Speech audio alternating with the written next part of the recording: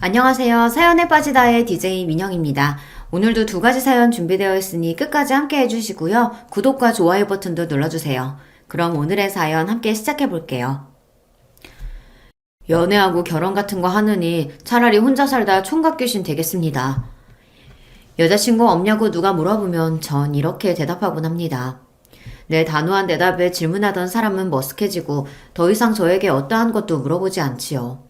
제가 어디 신체에 결함이 있냐고요? 한참 이성이 좋아 쫓아다닐 나이에 이상하시다고요. 맞습니다. 저라는 사람은 애초에 결혼이라는 제도에 회의감을 품고 그렇기 때문에 여자를 만날 마음은 더욱 없는 이른바 비혼주의자였습니다. 요즘 20, 30대 젊은 층의 비혼주의자가 많이 보이죠.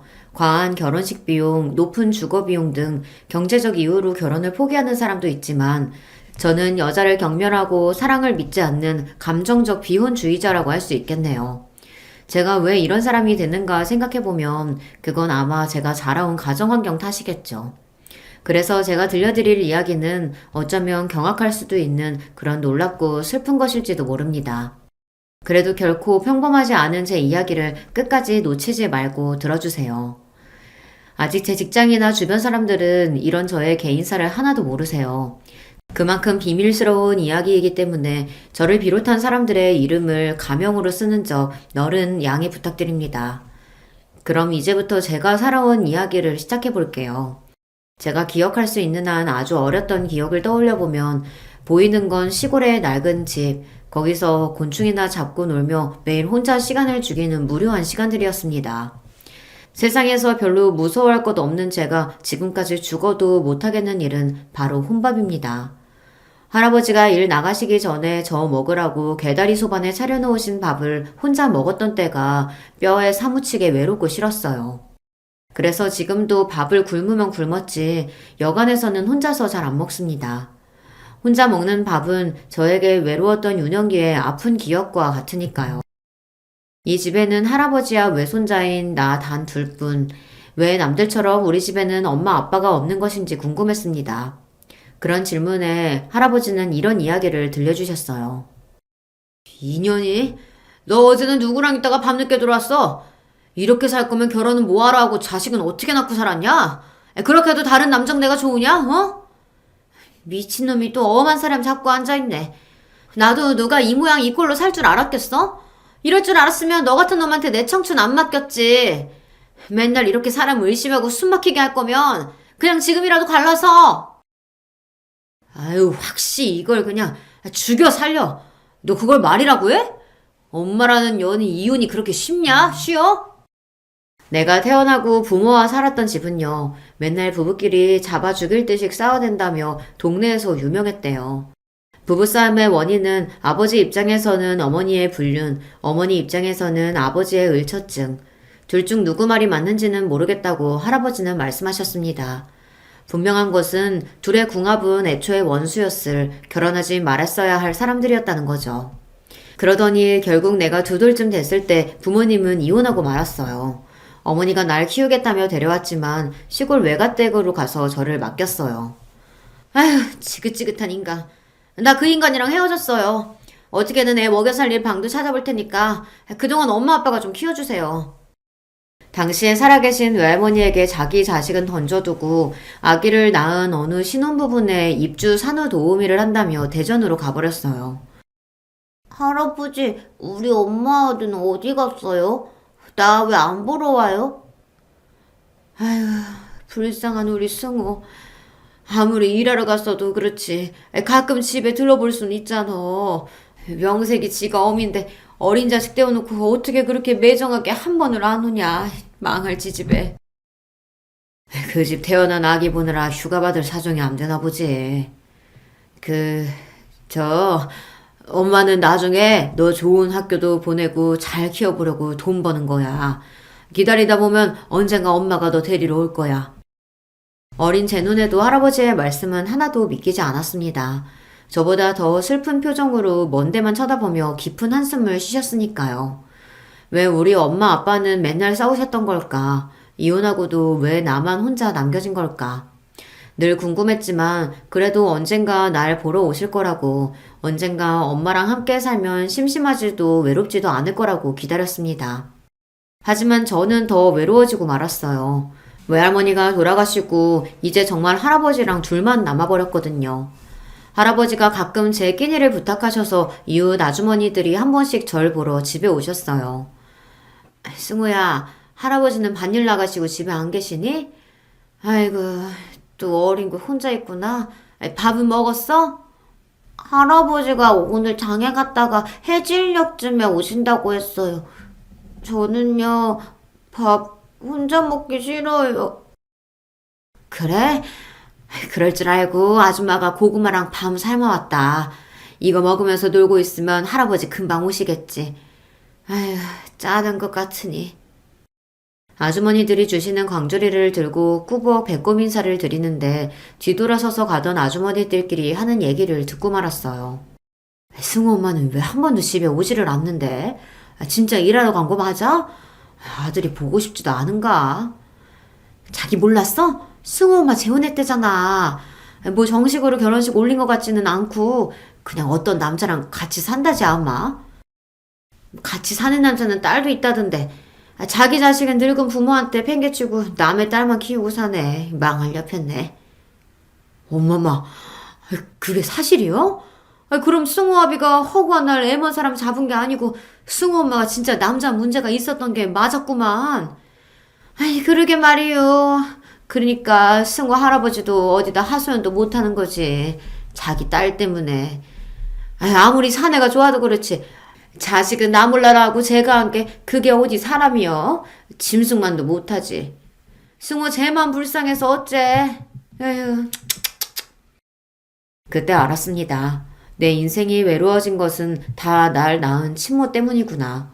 모두를 배신한 엄마로 인해 우리 가족이 뿔뿔이 흩어지고 할아버지랑 나만 둘이서 이렇게 힘들게 사는구나. 그런 친모 때문에 학교에 들어가기도 전에 어린 나이에 저는 분노라는 감정부터 배웠습니다. 이 세상에 여자란 한 개도 믿을 것이 아니구나. 절대로 여자랑 결혼해서 인생 망치는 일 따위 나는 하지 않을 거야. 엄마가 설령 돌아온다고 해도 우리 엄마로 받아들여주지 않을 거야. 어린 나이부터 그런 생각이나 하니 제가 올바르게 클 수 있었겠어요. 전 학교 가서 맨날 애들이랑 쌈박질하고 선생님이 하라는 숙제나 공부는 쳐다도 안 봤어요. 소위 학교에서 흔한 결손 가정의 문제야라는 낙인이 한번 찍히니까 두려울 것도 없고 마음은 더 삐뚤어져만 갔습니다. 부모와 세상에 대한 원망으로 저는 미래가 없는 것처럼 하루하루를 살았어요. 동네에 힘이 센 형들이랑 몰려다니면서 나쁜 짓도 많이 했습니다. 나 때문에 고생하시는 할아버지에게는 미안했지만 가만히 사는 것이 괴로워서 그러고 다녀야 숨이라도 트이는 기분이었거든요.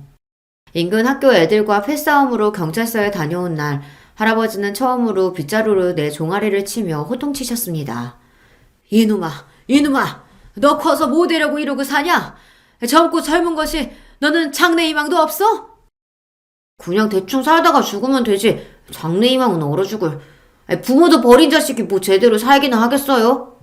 할아버지의 말씀을 들으니 날 버리고 간 부모 생각이 더욱 나서 할아버지를 밀치고 가출해버렸습니다. 할배도 그냥 나 버리라고. 그러면 되잖아. 이렇게 전 학생 시절 내내 할아버지 속만 썩였어요. 한없이 추락하다가 어떻게 죽어도 상관없을 것 같았던 내 암흑기에 은인이 나타나고 정신을 바짝 차릴 수 있게 되었습니다. 어떻게든 고등학교는 가라는 할아버지 성화에 실업계 고등학교를 진학해서 첫 담임으로 만난 김성규 선생님. 그분이 제 인생을 바꾸어 놓으셨죠. 말썽이나 부리는 제자에게서 뭘 보셨는지 그분은 방황하는 저를 잡아주고 내 가능성을 믿어주셨던 유일한 분이었습니다. 선생님 덕분에 무의미한 반항을 멈추고 나서는 학교 수업도 열심히 듣고 또 혼자 공부도 코피날 때까지 했습니다. 그런데 선생님은 저보고 공부하는 데 재능이 있다며 대학까지 권하시는 게 아니겠어요? 선생님, 우리 집 사정 아시잖아요. 제주제에 무슨 대학입니까? 졸업하면 공장에 가든지 해서 돈이나 벌 거예요. 너 어제 할아버지가 학교 오셨던 거 모르지? 우리 할아버지가요? 왜? 손자 맘 잡게 해줘서 고맙다는 인사드리러 오셨어. 드릴 게 없어 죄송하다며 담배 함부로 내미시는데 내가 거절하면 어르신 실망하실까봐 이렇게 받았다. 자, 봐봐. 참, 우리 할배도. 선생님은 담배도 안 피우는걸. 그럼 아까우니까 그 담배 저라도 주세요. 이 자식이 농담은? 이렇게 우스갯소리치며 둘러댔지만 속으로는 할아버지가 얼마나 고민하며 선생님 드릴 것을 골랐을까 그런 할아버지의 심정을 알 것만 같았습니다. 그래 이 녀석아 네가 지금 이렇게 넋놓고 있을 때가 아니란 말이다. 일단 취업할지 대학을 갈지 고민해보고 정 취업하겠다면 우리 남은 기간 동안 빡세게 해서 대한민국 제일 좋은 회사로 가보자. 할 수 있겠지? 아 당연하죠. 선생님 저 김승호예요. 한다면 하는 놈입니다. 사람답게 살아보려고 하니 지난 시간 동안 제가 잘못 산 것을 바로잡는 게 우선이겠더군요. 같이 몰려다니던 패거리들에게 이 짓거리 그만두겠다고 하자 그들은 죽음 아니면 빠져나갈 수 없다며 집단으로 날 때렸습니다. 10명이 잡아놓고 한 사람을 돌아가며 쳤으니 나를 진짜 죽이려나 보다 했어요. 흠씬 두들겨 패더니 한 학년 위에 패거리 짱 태섭이 형이 피죽이 된 내 얼굴을 대고 다시 물었습니다. 이래도 너 여기서 나갈 생각이야? 도대체 왜? 빌어먹을 엄마 때문에 손주까지 떠맡은 우리 불쌍한 할배. 이제 할배 고생 안 시키려고요. 나 취직해서 돈 벌고 할배한테 효도하고 살 겁니다. 에휴, 이 지독한 새끼. 그래, 네 뜻대로 잘 살아라. 형은 치료비하라며 10만 원을 던져주고 패거리를 끌고 사라졌습니다. 오랜 방황을 끝내고 저는 미친 듯이 공부했어요. 어디서부터 손대야 할지 모르겠으나 김성규 선생님이 주시는 교사용 문제집 중학교 것부터 계속 들여다봤습니다. 뒤늦게 한다고 하기는 했는데 고1 성적이 워낙에 형편이 없으니 나중에 전교 1, 2등을 해도 내신 등급을 따라잡을 수 없겠더군요. 그래도 하루 4시간만 빼고는 공부하고 산업기사 자격증을 따는 등 선생님이 하라는 대로 다 했습니다. 선생님의 전폭적인 지지로 대기업 생산직 몇 군데에 원서를 냈는데 그중 한 곳에 합격하는 기쁨을 맞이하게 되었어요. 그렇게 좋은 회사에 취직했다는 소식에 우리 할아버지가 덩실덩실 춤까지 추시며 얼마나 좋아하시던지요. 회사에서 신입사원으로 입사해서는 선배들한테 독한 놈이라는 소리 징글맞게 듣고 일했어요. 다들 힘들어서 피하는 교대조 야간 근무는 제가 늘 자원해서 나섰죠. 야간에 하는 근무 수당이 훨씬 더 세거든요.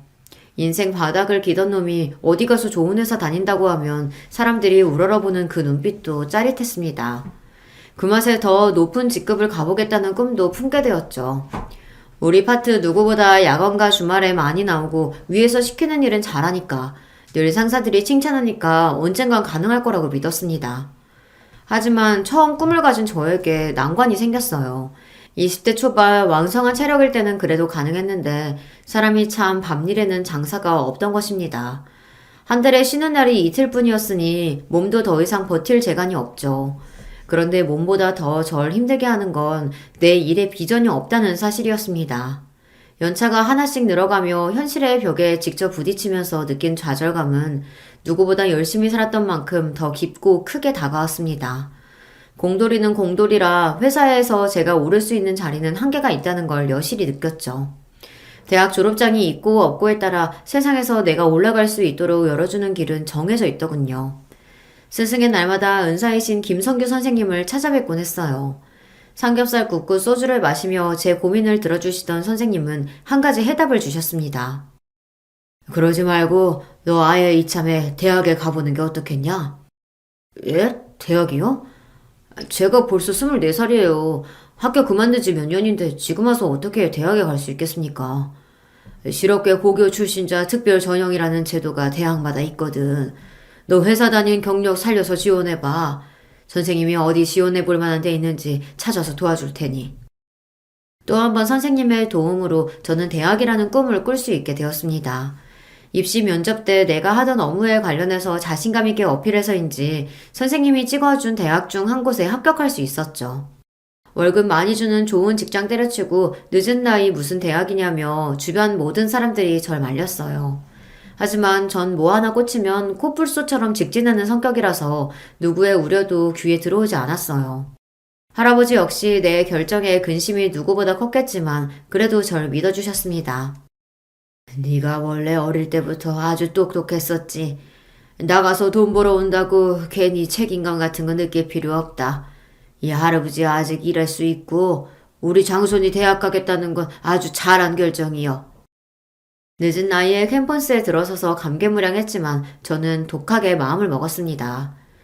대학에 있는 시간 동안 내가 1년에 몇 천만 원 버는 것 이상으로 뽑아먹고 나와야 한다. 모든 학점을 A로 도배해서 과 수석을 놓치지 않았고 교수님들을 끝까지 늘고 물어주면서 궁금한 건 해결해야 직성이 풀리는 저를 과에서 모르는 사람이 없을 정도였습니다. 오로지 대학 수업 듣고 도서관에서 공부하고 수업이 없을 때는 아르바이트하며 치열하게 살았어요. 저 형은 친구도 없이 맨날 혼자 다니고 무슨 낙으로 사냐는 주변 시선이 있었지만 늘 지독한 외로움 속에 자랐던 저에게 혼자 대학 캠퍼스를 누비는 것은 아무것도 아니었죠. 다만 앞에서 얘기했다시피 전 혼밥이 너무 싫어서 수업 끝나고 동기들끼리 우르르 몰려가면 저도 괜히 끼어서 같이 밥을 먹었습니다. 하지만 나이는 많지 맨날 과 수석 차지하면서 살갑게 얘기도 안 나누는 형 오빠가 그들에게 편할 리 없겠죠. 동기들은 하나 둘 핑계를 대며 나와 같이 밥 먹기를 꺼리더니 결국 딱 한 명만 남더군요.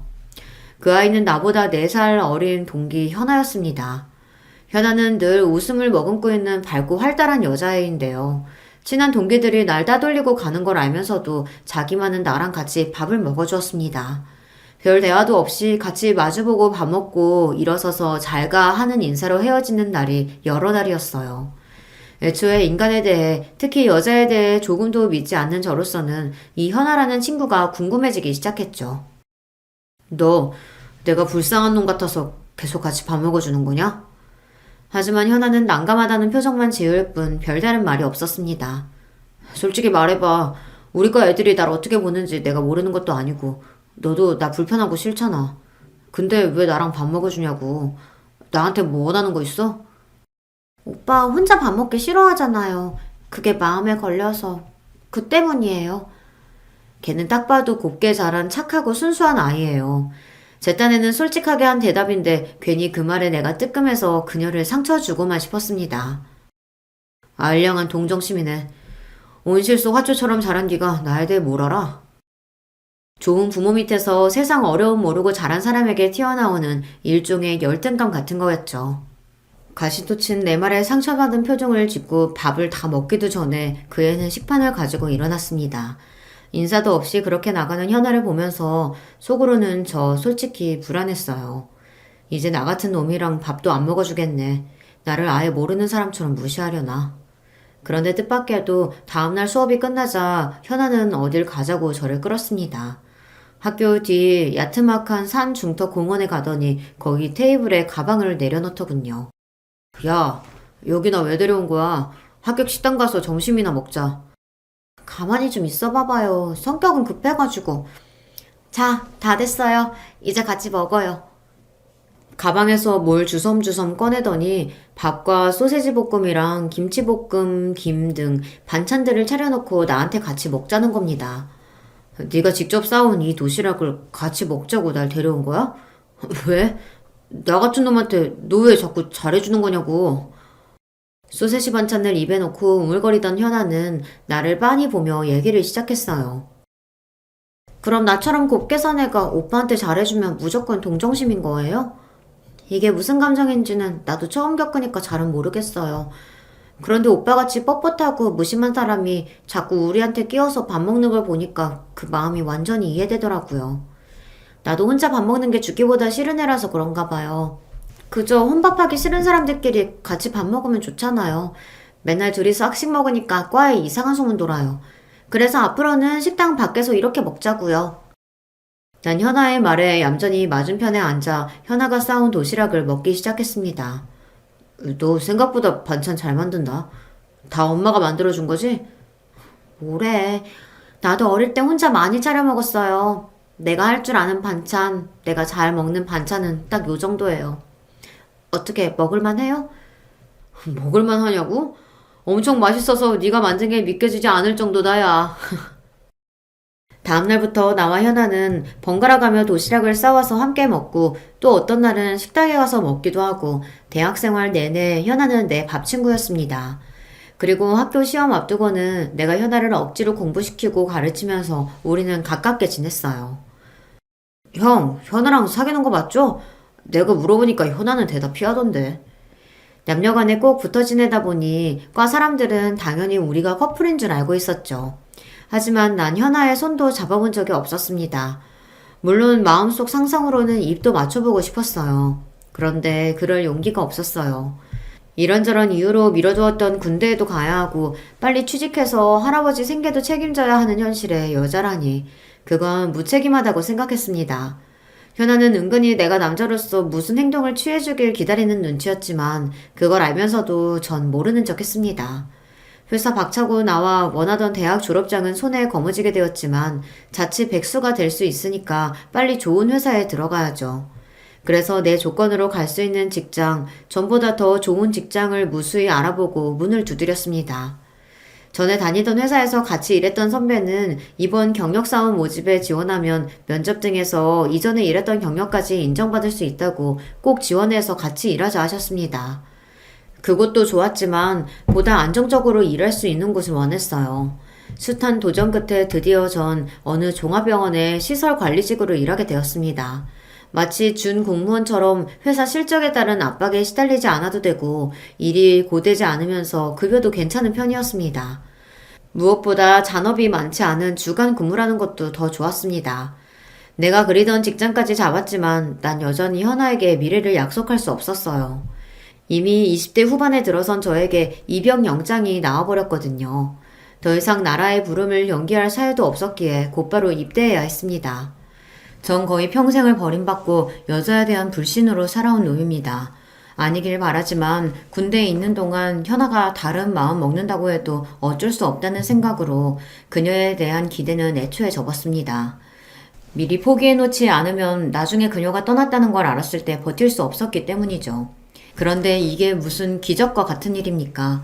제대하는 날 부대 앞에서 날 기다려준 현아를 보자마자 나도 모르게 달려가 뼈가 으스러지도록 그녀를 껴안았습니다. 이렇게 좋은 여자를 지금 놓치면 난 더 이상 어떠한 사랑도 못할 것만 같았어요. 더 이상 어떤 망설임도 없이 현아를 내 여자로 만들고 세상 누구보다 행복하게 만들 것을 다짐했습니다. 우리 바로 결혼하자. 그냥 연애가 아니라 전 하루라도 빨리 그녀와 결혼하고 싶은 마음이었습니다. 그녀와 함께 살 집을 마련하기 위해 월급을 모으며 10원도 허투루 안 쓰고 재테크도 열심히 했습니다. 그런데 결혼하겠다던 제가 정작 놓친 중요한 것이 있었어요. 오빠, 여기야. 주말 데이트 약속 장소에 가보니 여자친구가 미리 나와 있었습니다. 그런데 그녀 옆에 한 중년 남성이 앉아 있었고 그분은 저를 보고 손을 흔드는 게 아닙니까? 인사드려. 내가 세상에서 제일 믿고 울지 않은 우리 아빠. 갑작스러운 예비 장인어른의 등장으로 속으로는 놀랐지만 정중하게 인사부터 드렸어요. 제가 인사가 늦었습니다. 저 현아 남자친구 김승호입니다. 예쁘게 봐주십시오. 나의 머리부터 발끝까지 찬찬히 보시던 현아 아버님의 첫인상이 어쩐지 저에게 좋았습니다. 자기 딸의 남자친구면 이것저것 궁금한 것들이 많으셨겠죠. 이를테면 양가 부모님 뭐 하시는지, 직업은 뭔지, 쌓아놓은 경제력은 어떤지 등 현실적인 질문들 말이죠. 하지만 그런 질문은 하나 없이 아버님은 대뜸 이것부터 물어보셨습니다. 자네 혹시 낚시 좋아하는가? 네, 좋아합니다. 바빠서 지금은 잘 못 다니지만 할아버지 따라서 어릴 때부터 민물 낚시 자주 해봤고요. 그래? 내 대답이 썩 마음에 드셨는지 현아의 아버님은 한바웃음을 지으며 고개를 끄덕이셨습니다. 옆에 있던 현아는 눈을 찡긋거리며 말했어요. 아빠, 그거 아세요? 요즘 아내들이 제일 싫어하는 남편의 취미 1위가 낚시래요, 낚시. 그런데 아빠에다가 결혼할 남자까지 모두 낚시를 좋아하다니 맙소사 내 팔자야. 현아의 우스갯소리에 한층 분위기는 부드러워졌고 저 역시 잔뜩 긴장했던 마음이 조금씩 풀어졌습니다. 식사하고 즐겁게 대화를 가진 자리를 마치고 나오면서 현아의 아버님은 저에게 자기가 아는 좋은 낚시터에 다음번에 같이 가자고 말씀하셨어요. 그리고 저희들끼리 조금 더 놀다가 오라며 용돈까지 제게 주셨는데요. 한사코 거절하는 저에게 이렇게 말씀하셨습니다. 아빠가 자식들 용돈 주는 건 그냥 고맙습니다 하고 받는 거야. 자식들 먹고 쓰는 돈 벌려고 부모가 열심히 돈 버는 거 아닌가? 자, 그럼 나는 이만 가네. 아버님의 뒷모습을 보며 전 알 수 없는 뭉클함을 느꼈습니다. 전 한 번도 그렇게 좋은 부모를 가져보지 못했으니까요. 예비 장인어른에게서 아버지라는 존재를 처음으로 어렴풋이 느낄 수 있었고 그 울타리가 얼마나 넓고 따뜻한 것인지 알 수 있었습니다. 오빠, 지금 우는 거야? 설마 내가 갑자기 우리 아빠 데리고 와서 많이 놀란 거구나. 미안해. 눈시울이 붉어진 나를 보고 미안해하는 여자친구가 참 예뻐 보였습니다. 그 고마운 여자친구의 얼굴을 품에 묻고 그랬습니다. 아니야, 지금 이 순간이 너무 감사하고 행복해서 나도 모르게 울컥했나 봐. 현아, 너는 나한테 천사야. 내가 가져볼 수 있는 모든 행복을 가져다 주는 천사. 그날 이후 우리의 데이트는 조금 달라졌습니다. 내가 너무 눈치가 없나 라고 말씀하셨지만 아버님은 종종 우리의 데이트에 끼어 함께 하셨어요. 만나볼수록 그분은 격이 없고 사람을 편안하게 해주는 그런 분이셨습니다. 사람에 대한 불신과 고독함으로 점철되었던 저는 점차 여자친구의 가족처럼 좋은 가정을 이루고 싶다는 꿈을 키우게 되었어요. 아주 오래전부터 현아와 결혼을 꿈꾸면서도 사실은 자신이 없었습니다. 양쪽 부모 없이 자랐고 몹쓸 놈처럼 살았던 내가 사랑을 제대로 베풀어 줄 수 있을까? 우리 부모처럼 내가 가정을 망쳐버리는 건 아닐까? 도끼 하나로 대학 졸업장이며 직장이며 내 딴에는 열심히 읽어놓은 것들이 세상 사람들 기준에는 부족하다는 것을 저 자신이 잘 압니다. 더구나 딸을 시집 보내야 할 남자로서는 더욱 기대에 못 미치는 사람이겠죠. 그렇게 가진 것 없는 저를 좋게 봐주시고 친자식처럼 대해주시는 아버님의 진심이 의아하기도 했지만 점차 감사함으로 받아들이기 시작했습니다. 물론 현아의 어머님은 저를 별로 마음에 들어하지 않으셨어요. 저에게는 어머님의 그런 모습이 원망스러운 것이 아니라 도리어 당연하다고 생각했습니다. 제 가정 환경 때문에 곱지 않게 보는 시선은 어려서부터 익숙했으니까요. 그리고 장모님도 언젠가 날 인정해 주실 거라는 이상한 믿음마저 들었던 건 아마 현아와 아버님 덕분이 아닐까 합니다. 우리 할아버지에게 현아를 결혼할 여자라고 인사시켜 드렸을 때 그 무뚝뚝하신 영감이 나를 대할 때와는 영 딴판으로 대하셨습니다. 아주 잘 왔어요. 승호가 불쌍하고 가여운 아이지만 그래도 자기 사람은 끔찍히 챙기는 녀석이지. 오죽하면 할아버지 책임지겠다고 20되기도 전에 일해서 돈 벌어 왔겠어? 상처 많은 아이니까 아가씨가 잘 보듬어줘요. 이놈 앞으로 잘 부탁합니다. 한참 어린 여자친구에게 존댓말까지 써가며 공손하게 말씀하시는 할아버지에게 우리는 적잖이 놀랐습니다. 네, 아무 걱정하지 마시고 승우 오빠는 저만 믿고 맡겨주세요. 그런데 할아버지, 여기 이렇게 파스 다 붙이면 피부암 걸리셔서 안 돼요. 마치 어린 시절 만났던 할아버지를 세월이 흘러 다시 만난 것처럼 친근한 모습으로 현아는 우리 할아버지를 대해주었습니다. 자기 손으로 할아버지 파스를 새로 붙여주면서 소근소근 내 흉도 보던걸요. 이렇게 상황이 흘러가니 현아와의 결혼은 꿈이 아니라 곧 다가올 현실이 되었습니다. 양가에서 우리를 축복해 주시니 곧 있을 상견례도 형식적인 인사다 그렇게만 생각했죠. 이제부터 제가 감히 예상치 못한 엄청난 일들이 몰려올 거란 걸 그땐 까맣게 몰랐으니까요. 상견례 장소는 할아버지 사시는 동네에 있는 식당이었습니다. 예비 장인어른께서 연로하신 우리 할아버지를 배려해 주신 덕분이었죠. 할아버지를 모시고 같이 식당 복도를 통해 예약한 방으로 걸어가고 있을 때 저 멀리 예비 장인어른의 목소리가 들렸습니다. 아니, 이 동네는? 그러니까 승호 할아버님이 이 동네에 사신단 말이지? 기묘하구만.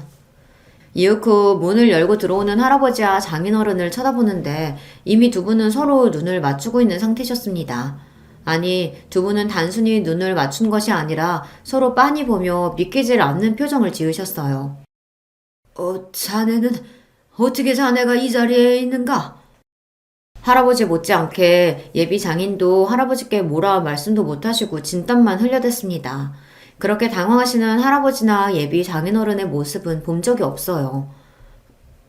아버님, 그러니까 지금 제왕이가... 장인어른이 무슨 말을 하려고 하던 그때 할아버지는 다리에 힘이 풀려 쓰러지고 마셨어요. 그 자리에 있던 모두 놀라 무엇을 어찌할 바를 몰랐습니다. 할아버지가 어떻게 되실까봐 무서운 나머지 불이 나게 쓰러진 할아버지를 업고 병원으로 갔죠. 혹시 할아버지에게 큰 병이 생긴 건 아닌지 걱정하며 병원 의사에게 상태를 물어보니 일단 지금 상태 같아서는 혈압과 당뇨로 인한 일시적 쇼크 같아 보이니 안심하세요.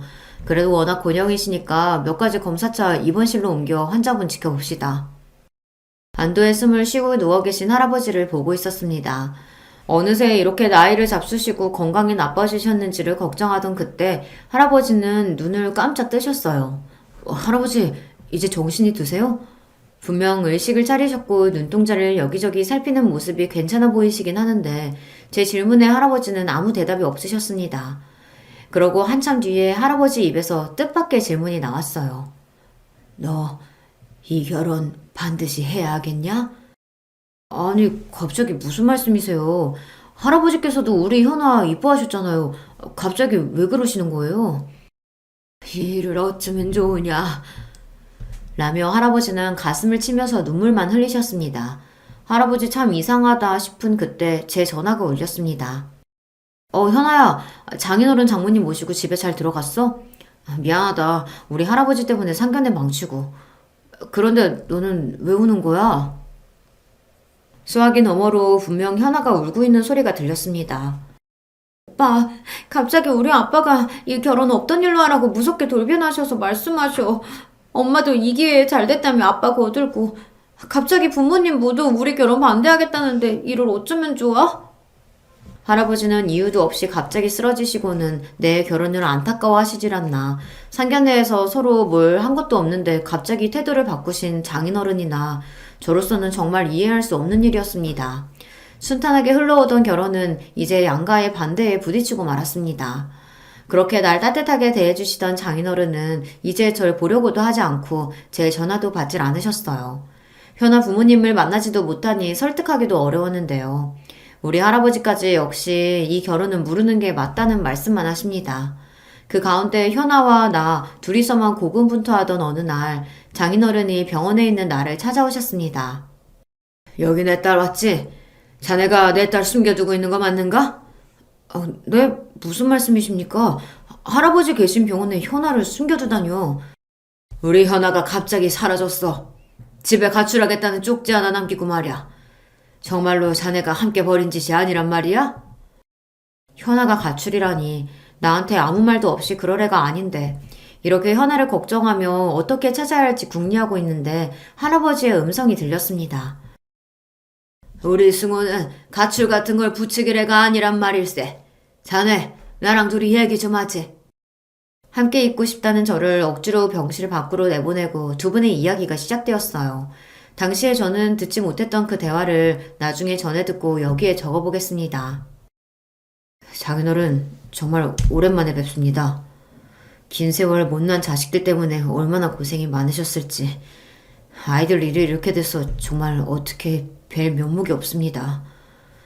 그야 내가 딸년 잘못 키운 값 말년에 몰아서 치르는 게지. 사람 일이 어디 마음대로 돼간디. 근데 자네는 재혼해서 딸도 낳고 잘 살고 있었구만. 우리 승호도 어려움 많았지만 다행히 이렇게 잘 커주었다네. 그런데 사실 장인어른께 묻고 싶은 것이 있습니다. 내 아들 재왕이가 정말 저 승호가 맞다는 말씀입니까? 어쩌다 이름이 바뀐 거죠? 그렇다네. 이혼하자마자 승호 엄마가 우겨서 애 이름을 바꿨어. 자네가 지은 이름으로 살면 애 팔자마저 꼬일지도 모른다면서. 그건 그렇고 우리 불쌍한 애들은 모르게 둘이 찢어놓는 게 좋지 않겠나. 자기 부모가 꼬아버린 인연의 실타래를 애들이 알게 된다면 그 마음이 오죽하겠어. 예, 맞습니다. 모두 다 제가 부족해서 이런 사태까지 나고 말았네요. 이 넓은 세상에 이복남매인 저 둘이 만나게 될 줄 누가 알았겠습니까? 딸은 제가 잘 타일러 볼 테니 승우, 그 불쌍한 놈은 장인어른께서. 장인어른이라뇨? 왜 우리 할아버지를 장인어른이라고 부르십니까? 할아버지에게 온 간호사를 뒤따라서 저도 병실 안으로 들어온 순간 현아 아버님이 우리 할아버지를 장인어른이라고 부르는 것을 똑똑히 듣고 말았습니다. 제가 들어온 걸 알게 된 두 분은 어찌나 놀랐는지 얼굴이 사색이 되셨습니다. 하지만 이미 엎질러진 물, 장인어른은 저에게 그리고 현아에게 감추었던 진실을 모두 털어놓게 되었죠. 그러니까 장인어른이 옛날에 나를 낳고 헤어진 친부란 말씀입니까? 어떻게 이런 일이 있을 수 있어요? 어떡해요? 장인어른, 아니, 내 친부였던 남자는 이렇다 저렇다 어떤 말도 못하고 그저 눈만 감고 있을 뿐입니다. 이 기막힌 사연에 저는 이제 분노까지 치밀었습니다. 원통해요. 당신이 너무 원망스러워. 내 부모는 정말 자격 없는 자들이었어. 난 그런 부모에게서 나왔다는 이유만으로 버림받고 일생이 외로웠다고. 이제 나도 좀 행복해져 보겠다고 어렵게 만난 여자가 하필 내 이복동생? 미친 새끼. 나 같은 게 뭘 어떻게 남들처럼 살아보겠다고 기대를 하고. 차마 믿을 수 없는 진실에 내 정신이 나가버릴 것 같아 즉시 병원 밖으로 달려나갔어요. 이대로 콱 죽어버릴까도 싶고 누구를 어떻게 패버릴까도 싶은 심정이었습니다. 밀쳐 날뛰는 짐승처럼 거리를 쏘다니며 내 안의 분노를 잠재우고 있었어요. 그때 전화가 왔습니다. 이 불행의 희생양이 될 현아의 전화였어요. 현아야, 너 지금 어디니?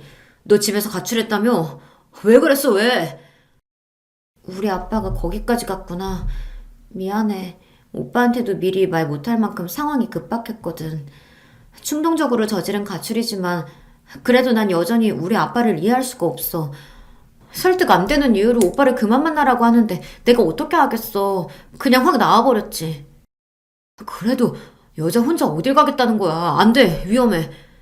현아야, 그러니까 어서 집에 돌아가.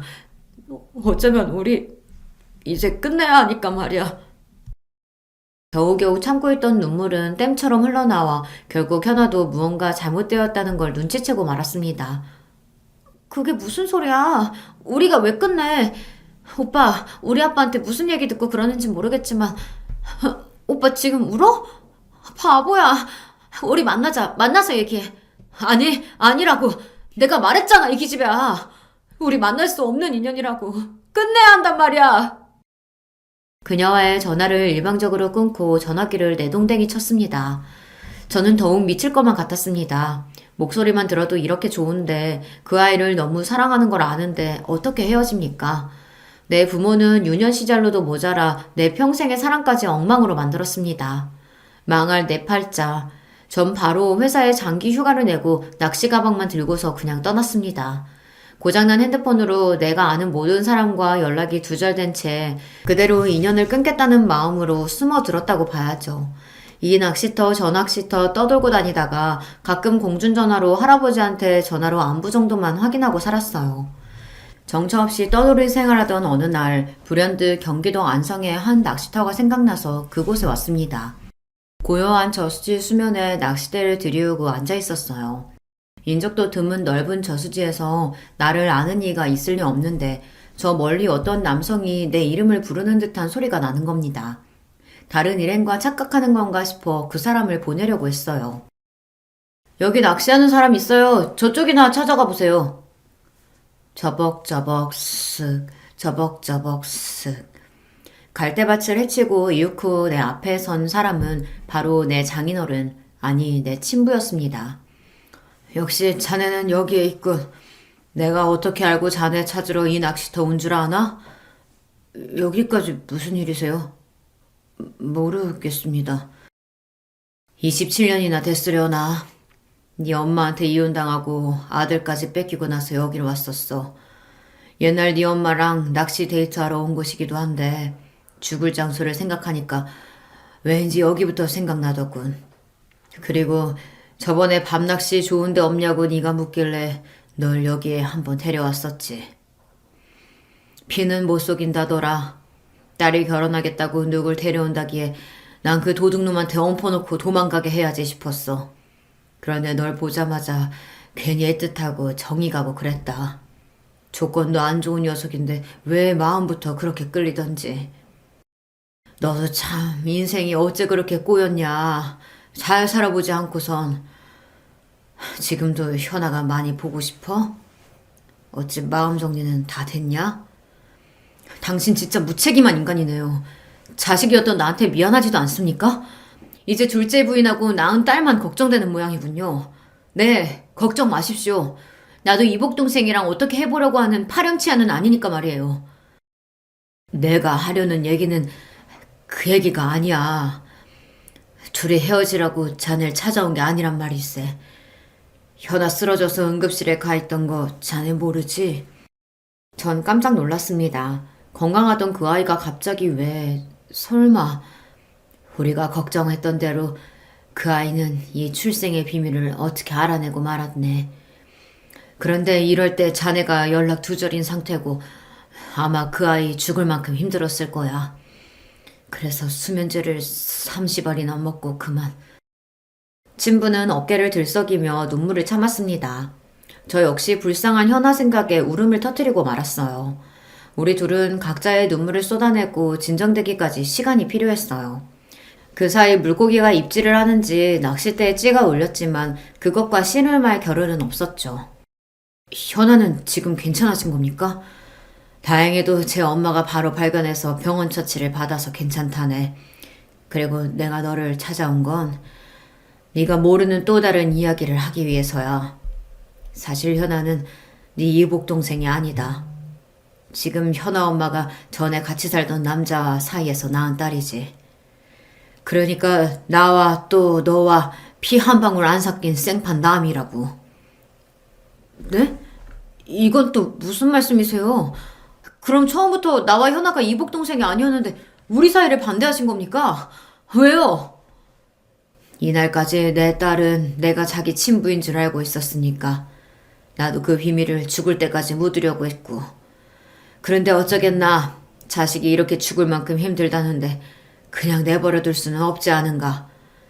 현아에게는 이미 이 사실을 털어놓았네. 그런데 자기가 친딸이 아니라는 충격보다 너와 만날 수 있어서 차라리 다행이라고 하더라. 너희들 서로가 없으면 안 되는 사이잖아. 그러니까 이 못난 아비 때문에 더 이상 생이별 걷지 말고. 정확히 무엇이 사실이고 무엇이 거짓인지 혼란스러워 잠시 멍하니 있었습니다. 장인어른은 내 팔을 세게 잡고 흔들며 그랬어요. 이 얼빵한 자식아, 여기서 뭐하고 있는 거야? 어서 너 기다리고 있는 네 여자한테 달려가란 말이다. 그때부터 머리와 몸이 따로 노는 이상한 상태로 현아가 있는 병원까지 차를 몰았습니다. 병원에 들어서서 침상에 누워있는 현아를 보자 울컥하고 미안한 마음이 들어 가까이 가지는 못하고 주저앉아 눈물을 흘렸습니다. 저기 아저씨 찾는 분이 누구세요? 승우 오빠. 열흘이 넘도록 씻지도 못하고 다닌 탓에 아마 처음 그녀의 눈에 전 노숙자처럼 보였을 거예요. 하지만 그녀는 곧 절 알아보고 우리는 뜨거운 눈물에 재회를 했습니다. 수많은 우여곡절이 있었지만 그럼에도 우리는 헤어질 수 없는 굳은 사이라는 것을 서로를 통해 확인했습니다. 할아버지, 무슨 일이 있더라도 저 현아랑 결혼할 거예요. 그러니까 더 이상 반대하지 마시고 도와주세요. 그래, 나도 네 사돈한테 얘기 들었다. 하늘이 널 아주 버린 게 아니구나 했어. 참말로 다행이다. 그리고 그동안 널 속여서 미안하구나. 아니에요. 할아버지 입장에서 그럴 수 있다고 이해합니다. 지금은요. 그 얘기가 아니야. 네 엄마 말이다. 너 학교 다니던 어렸을 때 네 엄마가 죽었다고 했는데 그게 거짓이었어. 10수년 전 제가 엇나가던 시절 걱정이 컸던 할아버지는 저를 엄마 밑에서 키우게 해야겠다고 마음먹으셨답니다. 엄마가 울산 어디에 살고 있다는 소리를 듣고 수소문해서 찾아가서 결국 찾고 말았죠. 그런데 주변에 누가 볼까 두리번거리던 엄마는 할아버지를 어디 근처로 데려가서 따지듯 물었습니다. 아빠가 여길 어떻게 알고 왔어요? 나 왜 찾아온 거예요? 뭐 돈 필요해? 이거사, 몇 년 만에 만나보는 아비한테 보자마자 그게 할 소리냐? 집에 찾아오기 힘들면 가끔 전화나 한 통 넣으면 되지. 승호가 보고 싶지도 않아. 하지만 하나뿐인 네 자식이 엄마 사랑 못 받고 괴로워서 사고만 치는데 네가 와서 잡아줘야 할 거 아니야. 네가 어떻게든 해봐야지 어민데. 그놈 그러는 거 다 제 아비피 물려받아서 그런 거야. 그 새끼랑 낳은 아들 하나 때문에 잘 사는 지금 내 인생 포기할 마음 조금도 없어. 그러니까 아빠는 지금처럼 승우 키우고 나랑은 모르는 사람처럼 살자고요. 아무리 설득했지만 소용이 없었다. 그래서 집에 돌아와서 승호 너한테 그랬다. 네 엄마는 죽어버렸다고. 그래야 네가 엄마 안 기다리지. 기약 없는 그리움보다 더한 벌이 세상에 어디 있겠니? 젊은 놈 앞으로 기펴고 제대로 살려면 차라리 제 엄마 죽었다고 하는 편이 낫지. 엄마라는 사람이 참... 내 엄마가 저 정도 쓰레기라는 이야기를 들으니 기가 막혔습니다. 이제 와서 내가 이런 이야기를 하는 건 네 장인어른 될 뿐 미워하지 말라는 거요. 이제 한 가족으로 살 사이인데 괜한 미움이나 오해 품으면 안 되지. 너희 아버지는 그럴 의무도 없는데 나중에 너 필요할 때 쓰라고 5천만 원 엄마한테 줬어. 대출까지 받아서 힘들게 마련했다고 들었는데 그걸 네 엄마가 들고 간 거지. 그 사람 늘 아들인 너 생각하고 직접 못 키워준 걸 미안하게 생각하고 있을 거다. 그러니까 장인어른 아빠처럼 믿고 따르며 잘 살아라. 그럼 내 엄마는 지금 살아있다는 건가요? 아니야. 네 엄마는 결국 몇 년 전에 세상을 떠났다. 어느 날 갑작스러운 사고로 사망한 엄마의 장례는 같이 살던 울산 가족들이 치렀다는 그 소식조차 나중에 한참 지나고서야 들었다고 합니다. 딸 장례식도 모르고 지나가서 할아버지 혼자 몹시 애통해 하셨다는데 저는 그런 엄마가 보고 싶지도 않고 안타깝지도 않았습니다. 집채만한 파도와 바람이 몰아치는 바다도 하루아침에 잠잠해지듯이 내 인생은 그 후 모든 것이 안정을 찾게 되었습니다. 아무 문제 없이 현아와 결혼식을 올리고 신혼부부로 사이좋게 살며 넉 달 전 현아가 임신한 경사까지 생겼죠. 이렇게 저는 더할 나위 없이 행복한 하루하루를 보내고 있습니다. 다만 요사이 우리 부부에게 고민 한 가지가 있어 여기 계신 분들께 여쭤보고 싶으네요. 솔직한 성격의 아내는 자기 엄마만 아니면 모든 관계를 터놓고 편하게 지내고 싶은데 아직 아무것도 모르는 엄마가 걱정이라고요. 자신의 말실수로 나중에 장모님만 빼고 우리끼리 모든 비밀을 공유한 것을 알게 되면 그 상처와 배신감이 더 크지 않겠냐는 것입니다. 저 역시 장모님에게 이 모든 사실을 알려야 좋을지 선뜻 답이 안 섭니다. 물론 아버님과 할아버지는 장모님이 모르시는 게 좋겠다는 입장이시지만 말입니다. 아내가 장인어른이 자기 친부가 아니라는 사실을 안다는 것과 저와 장인어른의 관계를 장모님에게 끝까지 비밀로 해야 할까요? 여러분의 생각이 궁금합니다. 이렇게 길었던 저의 이야기를 모두 털어놓으니 어쩐지 속이 후련한 기분입니다. 또 제 사연을 들어주신 여러분에게 고맙습니다. 저는 지금처럼 아내랑 새로 태어날 아이와 함께 행복한 가정을 위해 열심히 살아보겠습니다. 그럼 함께 해주신 구독자 여러분, 안녕히 계세요. 안녕하세요. 저는 30대 여성입니다. 제가 겪었던 일 중 가장 황당했던 일을 한번 이야기 나눠보고 싶어서 사연을 보내봅니다. 저는 지금 싱글로 회사에 다니고 있습니다. 엄청난 대기업에 다닌다거나 그렇지는 않고요. 자그마한 중소회사에 다니고 있죠. 나름대로 직급도 과장까지 달았고 회사는 작지만 탄탄합니다. 직원은 30명 정도가 되는데 재정 문제도 없고 분야가 확실해서 든든한 회사예요. 물론 작은 회사이니만큼 연봉이 높지는 않습니다. 원래 제가 이 나이까지 미혼으로 남아있을 생각은 아니었어요. 물론 지금 30대까지 처녀인 게 흠이 되는 세상은 아니지만 저 개인적으로는 일찍 결혼해서 아기도 한 두셋 낳고 빨리 키운 후에 남편과 둘의 즐거운 노후를 누리자, 이런 게 인생 계획이었거든요. 자식들 잘 기르고 싶은 목표도 있었고요. 그래서 대학 졸업 후에 가능한 빨리 결혼을 하려고 했습니다. 거의 취업과 동시에 결혼하려고 작정하고 예비신랑하고 약혼까지 했었죠. 약혼이라고 해서 뭐 거창하게 약혼식 같은 걸 했던 건 아니고요. 예비신랑이 저한테 먼저 반지 하나를 주고 우리 꼭 결혼하자, 이런 식으로 약속했었거든요. 예비신랑 이야기를 먼저 해드려야겠네요. 저 대학 시절에 만난 사람이었는데 대학 동기였습니다. 저한테 약혼하자고 할 때는 군대에서 갓 전역한 시기였죠. 아무래도 여자하고 남자는 군대 때문에 졸업식이 차이가 있으니까요. 참 성실하고 착하고 숲기 없는 사람이었습니다. 적어도 제가 당하기 전까지는 저 자신을 그렇게 생각하고 참 사랑하던 남자였어요. 처음 대학에 입학했을 때 동기끼리 MT도 가고 하잖아요. 그때 먼저 친구로 친해졌습니다. 당시 저하고 남자친구, 그러니까 예비신랑은 같은 과여서 먼저 친해졌고요. 서로 썸을 타면서 같은 동아리에 들었는데 거기에서 만난 같은 학번 친구가 있었습니다. 그런데 그 친구가 의대였어요. 아주 예쁘기도 하고 의대라서 뭔가 같은 학교 내에서도 넘사벽이라는 이미지가 있었죠. 아무래도 의대하고 다른 과는 같은 학교라고 해서 입결이 비슷한 수준이라고 할 수가 없잖아요. 공부하는 수준 차이가 엄청나게 났으니까요. 그래서 셋이 같이 다니면서 친해졌는데 남자친구는 항상 제 친구가 너무 부담스럽다고 제 옆에 숨투시해서 다녔어요.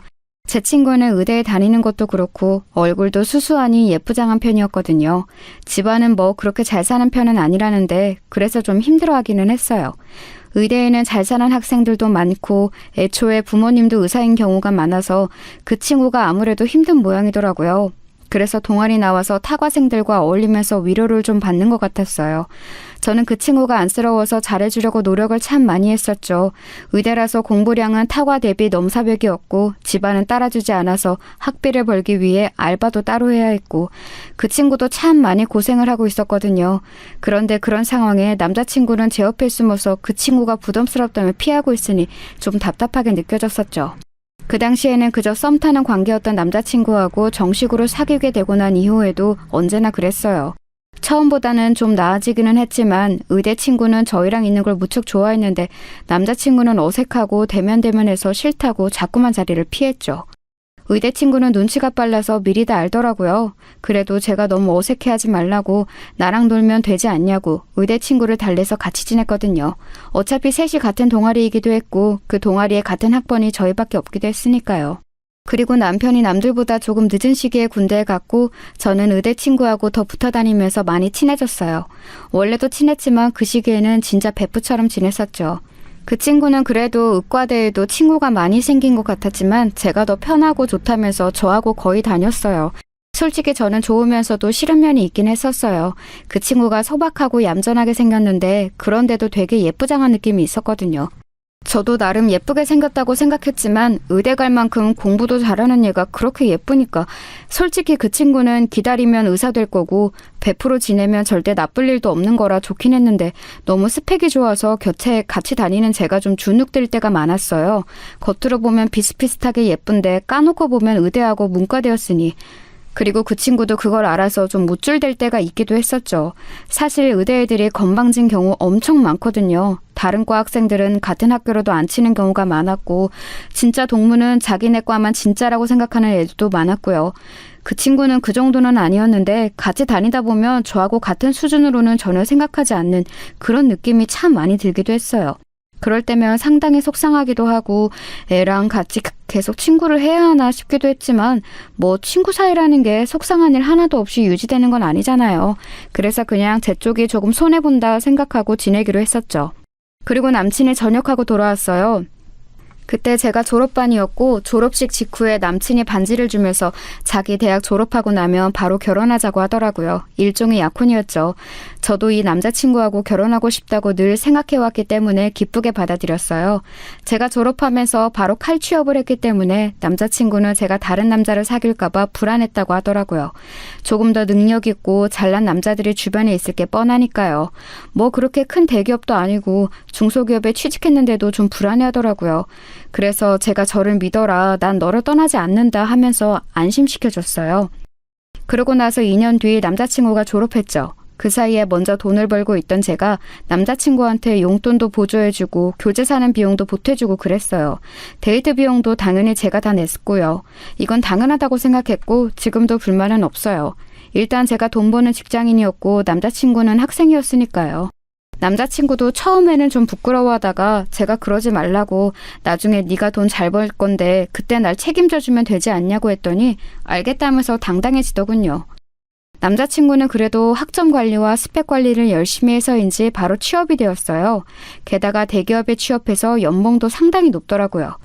초봉이 2년 차인 저보다 훨씬 높아서 너무 부럽기도 했고 동시에 결혼하면 우리가 어차피 같은 경제 공동체일 거니까 좋기도 했어요.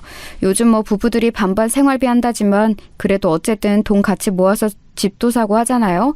남편이 돈 잘 버는 게 절대 나쁠 리가 없었죠. 저는 남자친구가 이미 반지도 줬겠다. 당연히 취업하자마자 결혼하게 될 줄 알았어요. 그런데 취업 축하 겸 같이 신나게 놀기도 하면서 시간이 조금씩 흐르는데도 결혼 이야기를 조금 더 꺼내지 않더라고요. 그래서 제가 그 친구 취업하고 나서 6개월쯤 지났을 때 조심스럽게 이야기를 꺼내보았었죠. 자기, 우리 이제 결혼 준비해야 하지 않을까? 결혼? 아, 나 아직 준비가 안 되었는데. 준비가 뭐가 필요해? 취업 막 해서 모은 돈도 없고 지금 직장 적응하는 것만도 힘들어. 알잖아.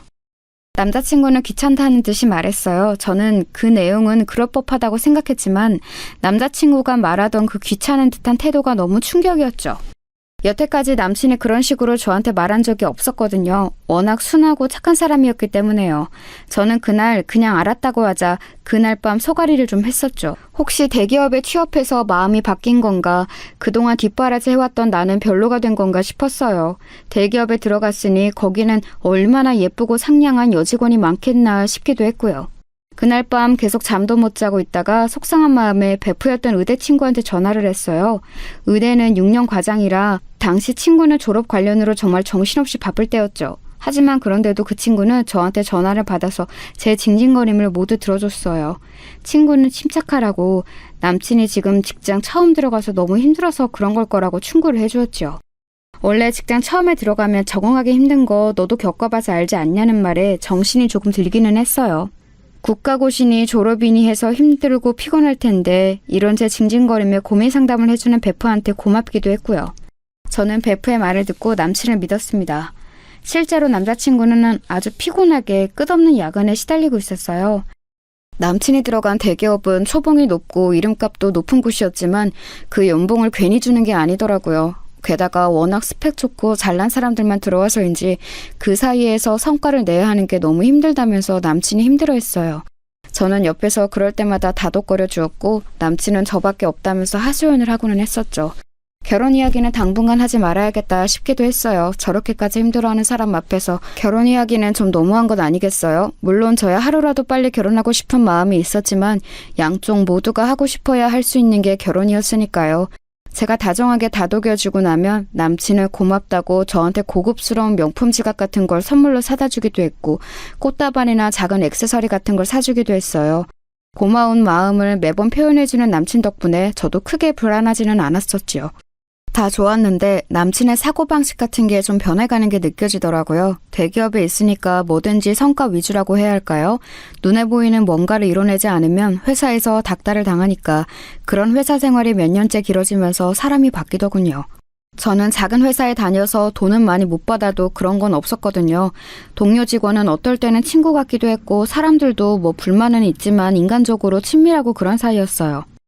저희 회사가 조금 더 그런 면이 있기도 했고요. 그런데 남자친구는 회사 동료하고 그런 게 어딨냐면서 인사 시즌 되어보면 전부 다 경쟁자라고 화를 내고는 했어요. 그럴 때면 대학 시절 그 다정하고 착하던 남친이 맞나 싶은 생각이 들어서 의아해지고는 했었는데요.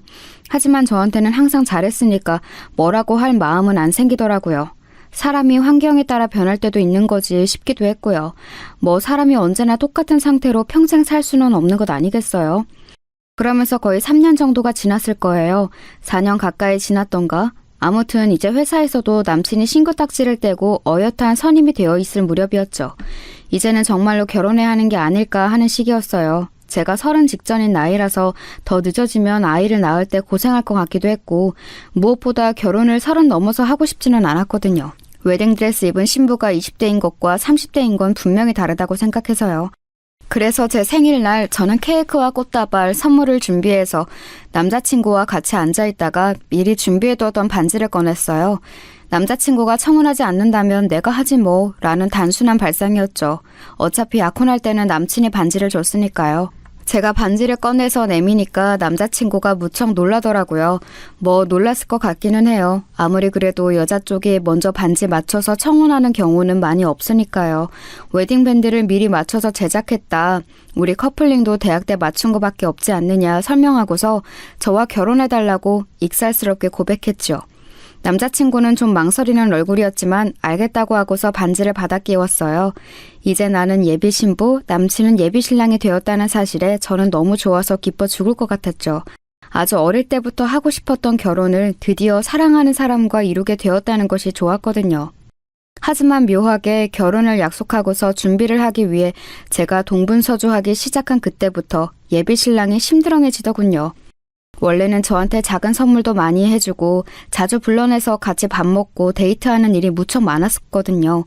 그런데 그때를 기점으로 제가 귀찮다는 듯이 굴기 시작했어요. 결혼 준비하러 이런 걸 보러 가야 한다, 이걸 골라야 한다, 이거 예약하려고 알아봐야 한다 이야기를 해도 예비 신랑은 듣는 둥 마는 둥 제가 뭐라고 하거나 말거나 가만히 있더라고요. 도리어 제가 내린 결정에 태클을 걸거나 비웃어서 사람 열받게 하고 결국은 싸움으로 데이트가 끝나는 일이 너무 잦아졌어요. 그러던 끝에 불과 한 달도 지나지 않아서 제가 폭발했었죠. 대체 뭐가 문제냐고, 나랑 결혼을 하긴 할 거냐고 소리를 질렀어요. 저는 너무 당연하게도 제가 이렇게 말하면 예비 신랑이 미안하다고 할 줄 알았죠. 어차피 결혼할 사람인데 당연히 사이가 좋게 유지되는 걸 바라지 않겠어요? 하지만 예비 신랑의 반응은 제 예상과 완전히 달랐었죠. 말 안 하려고 했는데 진짜 해야겠다. 너 진짜 나하고 결혼하고 싶어? 당연한 거 아니야? 무슨 말이 하고 싶은 거야? 너도 나하고 결혼한다 했잖아. 야, 솔직히 너랑 나랑 스펙이 맞는다고 생각하냐? 난 대기업에서도 지금 인정받고 있고, 넌... 나? 내가 뭐? 나한테 문제가 있다는 거야? 솔직히 조그만 회사에서 뭐 비전도 없고 언제 잘릴지도 모르고 내가 너하고 결혼해야 할 이유가 뭐가 있어? 솔직히 말하면 그러잖아. 예비 신랑은 당연하다는 듯이 그렇게 말했고 저는 너무 충격을 받았어요. 그 작은 회사에서 월급 받아 졸업 전까지 이것저것 스펙 쌓으라고 돈 보태줬던 게 저인데 이제 대기업 취직해서 자리 잡고 나니까 저런 소리를 하더군요. 더 충격은 그 다음이었어요. 나 여자도 능력 봐. 그리고 네 친구 미선이 걔하고 사귀고 있어 지금. 뭐라고? 의대 미선이? 내 베프? 그래, 이제 레디전트잖아. 능력 있는 네 친구가 너보다 100배 낫지. 예비 신랑은 그렇게 말하면서 웃더군요. 저는 귀를 의심했어요. 비록 그 친구가 너무 바쁜 인턴과 레지 과정을 거치면서 자주 연락을 할 수 없어 요즘 조금 뜸해졌다고는 해도 대학 시절부터 지금까지 베프인 건 확실했거든요.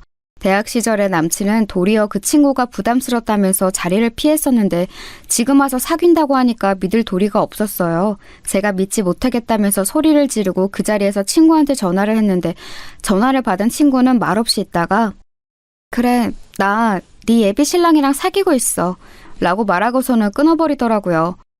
정말 세상이 무너지는 것 같았어요. 제가 울고 있는데도 예비 신랑은 저를 돌아보지도 않고 나가버리더군요. 순식간에 베프와 예비 신랑을 모두 잃게 된 처지에 정신이 나갈 것 같았어요. 아예 상상도 하지 못했던 순간이었거든요. 베프하고 다시 연락이 되지 않는 기간이 길어지고 있었지만 그건 걔가 너무 바빠서였고 예비 신랑하고 결혼 준비가 어느 정도 되고 나면 연락을 할 생각이었어요. 하지만 그 사이에 예비 신랑은 그 친구하고 바람이 나 있었던 거였죠. 대체 언제부터였는지는 잘 모르겠어요. 지금까지도요. 의대 친구는 이미 학부 시절부터 너무 바빴고 남자친구가 가끔 있기는 했지만 시간이 없어서 연애를 못한다고 할 정도였거든요. 게다가 그 남친들도 전부 의대생이거나 아주 잘 사는 집 아들들이라서 뭔가 스펙을 중시한다는 느낌이었고요. 제 예비 신랑은 물론 대기업에 다니기는 했지만 사실 의사하고 붙이면 균형이 맞지는 않는 수준이잖아요. 베프가 항상 그랬거든요. 의사들은 평범한 직장인 사람하고 결혼할 거면 그 집안이 엄청 잘 사는지 본다고요. 최소한 나중에 개인 병원 개원은 해줄 정도가 되어야 결혼하는 게 수지가 맞는다고 했어요. 하지만 제가 알기로 예비 신랑의 집안은 절대 그 정도 아니었고요. 그냥 저냥 보통 먹고 사는 평균적인 한국 가정이었어요. 도리어 좀 가부장적이고 답답한 가풍이라는 것 정도는 알고 있었지만 예비 신랑을 사랑했기 때문에 제가 참고 결혼하려던 예비 시댁이었거든요. 제가 의사 친구한테 전화를 걸어서 뭔가 물어보려고 하거나 화를 내려고 했지만 잠깐 받아서 비우고 끊어버리는 게 너무 속이 상했어요. 차단도 안 하고 계속 받기는 받는데 도리어 그게 저를 우습게 보는 것 같아서 너무 싫었어요. 나중에는 네가 이런 식으로 구질거리니까 네 예비 신랑이 나랑 바람난 거야 이런 식으로 말을 하더라고요. 예비 신랑도 제가 전화를 하니까 문자로만 귀찮게 하지 말고 이제 포기해. 난 네 친구하고 결혼할 거야 라고 왔어요. 그러고서는 차단해버리더군요. 너무 억울하고 화가 나서 저는 대학 단톡방 동기들한테 하소연을 했어요. 사정을 털어놓자 동기들은 당연히 경악하면서 제대로 말도 잇지 못했었죠. 그 친구들도 당연히 연줄이 있어서 그 의대 친구와 전 예비 신랑 쪽하고 겹치는 지인들이 있었어요. 솔직히 제가 이런 식으로 당한다면 최소한 대학 내 인맥 사이에서 언플이라도 잘 해놔야겠다는 생각이 들어서 한번 당해봐라는 심정으로 전부 다 풀어버렸죠. 아마 이성이 있었으면 그렇게 내밀한 이야기는 단톡방에다 안 했을 것 같은데 그때는 이거고 저거고 없이 머리가 돌아버려서 그냥 맛 좀 봐라 하고서는 다 이야기를 해버렸어요. 친구들은 다 같이 붕괴해졌고 혹시라도 그 둘 결혼이라도 하게 되면 자기들이 단체로 하얀 원피스를 입고 가주겠다고도 해주었어요. 그래도 동기들이 같이 화를 내주어서 그것만으로도 마음의 위로가 많이 되더라고요. 제가 억울하다는 사실을 아는 사람이 있다는 사실 하나만도 좋았어요. 그런데 단톡방에 있던 친구 한 명이 뭔가 이상하다면서 말을 꺼냈어요. 야, 그런데 그러고 보니까 미선이 걔 레지치고 꽤 논다던데? 그게 무슨 말이야? 원래 의사 그 연차 때는 정신없잖아. 근데 남자를 그렇게 만나고 다닌다고 하더라고. 한 번에 뭐 셋도 만나고 그랬대. 완전 문어다리였다고. 뭐? 걔 원래 엄청 얌전하지 않았어? 아우 야, 그건 네가 그냥 걔랑 친해서 좋게 봐준 거고 학부 때부터 유명했어. 걔 하도 남자 찔러보고 다녀서 의대에서 왕따 된 거잖아. 그래서 의대 안에서 못 놀고 타과 애들 사이에서 동아리 활동했는데 너가 친하게 지내준 거고. 저는 정말 여태까지 전혀 모르던 일이었어요. 친구들은 다 알았지만 그래도 걔하고 베프인 저를 생각해서 앞에서 기분 상할 말한 말은 꺼내지 않고 싶었다고 하더라고요. 의대에서 왕따당하고 그 대응으로 저를 이용해 먹었다는 거였으니 친구들이 말하길 꺼려한 것도 이해는 가죠. 그리고 걔 대학 졸업하고 나서가 더했대. 인턴 때야 진짜 잠도 못 자니까 잠깐 뜸했다지만 최소한 항상 한둘 이상은 남자 만나고 다녔다더라. 그중 하나가 너 예비신랑 아니었을까?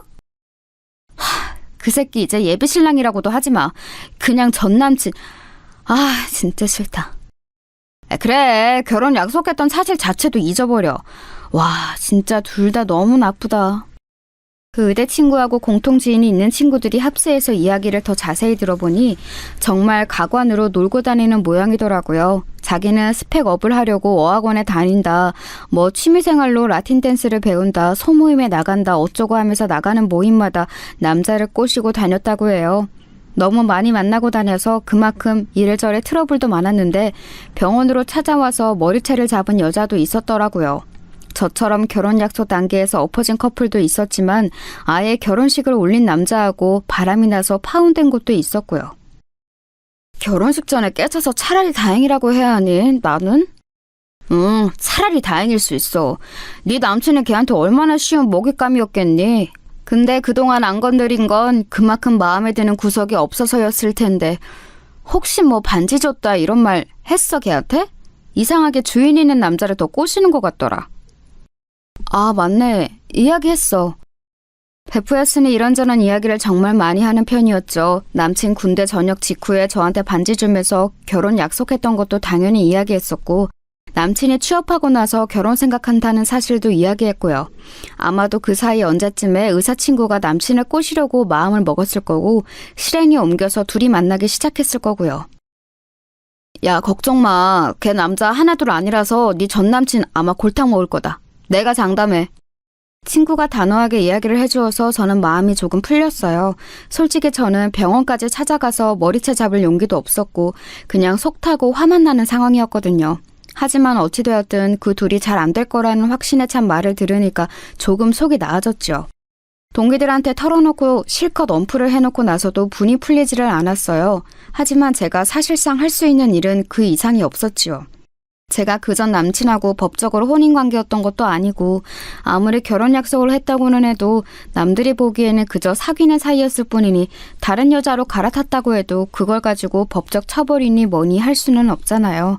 그래서 여전히 화가 난 채로 저는 다시는 결혼 같은 거 할 생각 하지도 않겠다고 생각하면서 그냥 일에만 몰두했어요. 하지만 아무리 신경을 끄려고 해도 공통 지인들이 있기에 소식은 들려왔어요. 어느 날 갑자기 동기 단톡방에 불이 나다시피 엄청나게 메시지가 쌓여있길래 들어가 봤어요. 그랬더니 난리가 났더라고요. 뭔 일인데 이렇게 난리야?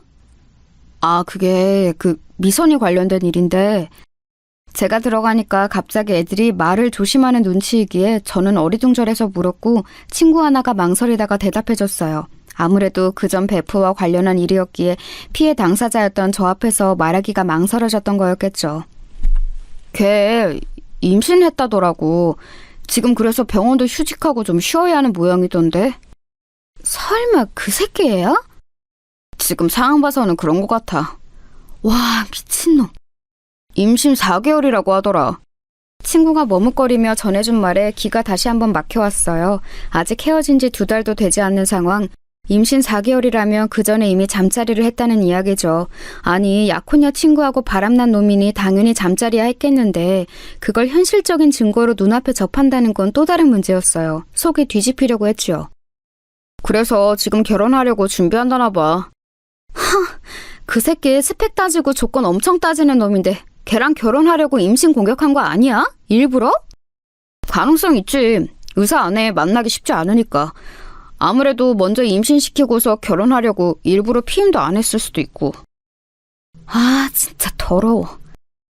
정말 제가 한때 사랑했고 그때까지도 좀 미련이 남았던 남자였기 때문에 더 징그럽고 더럽다고 느껴졌어요. 어떤 분들은 미련이 남다니 제정신이냐고 하실지도 모르겠지만 오래 연애했고 또 정말 좋은 사람이라고 생각했었거든요.